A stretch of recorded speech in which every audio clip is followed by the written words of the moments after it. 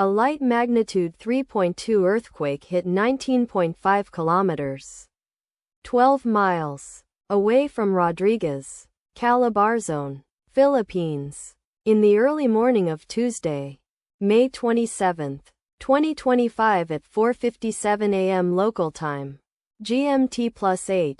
The quake had a very shallow depth of 5 kilometers, 3.1 miles, and was not felt, or at least not reported so.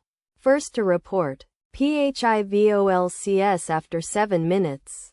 The earthquake occurred 11 days after a magnitude 3.2 earthquake had hit on Friday, May 16, 2025, at 2:06 p.m.